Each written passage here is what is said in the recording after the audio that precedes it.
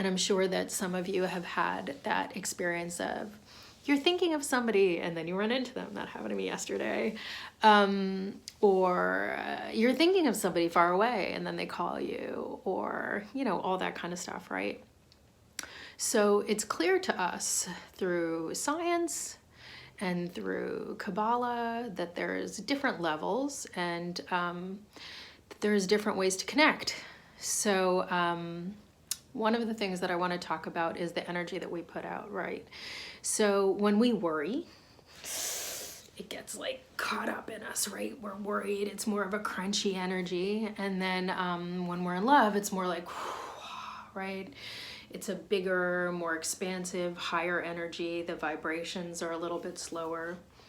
So circling back around to my meditation on Shabbat morning is that I was in darkness and I was in pain. So rather than focusing on the pain, which would have been like this, I recognized that there were other people who were also in pain. And these were things that I was trying not to think about. I was trying not to think about the folks who had been taken to Gaza as hostages. I was trying not to think about some of the atrocities that we as Jews are experiencing. But rather than not thinking about it in my darkness and in my day of blindness, I allowed myself to go there. And I allowed myself to be in love. And I offer this up to you, that if you are worrying about someone in Israel, if you are worrying about a family member who is a part of the IDF, if you are worried about the hostages, if you are worried about the children, if you are worried about the neshamas that have passed, right, the souls that are being elevated right now, rather than being in worry, rather than being in contraction, right? Because then we're putting all of that energy, that higher vibration energy, but it's really low. We're putting more worry out into the world. And there's the ability to really put out more love. And some folks do this through prayer, through Tehillim. But also if you're not super religious, because again, Jews are not a religiosity, right? The rabbinic stuff started many years after our diaspora began and we weren't able to practice our indigenous kooky stuff, right? Like at the Beis HaMikdash and sprinkling blood and whatever else we used to do.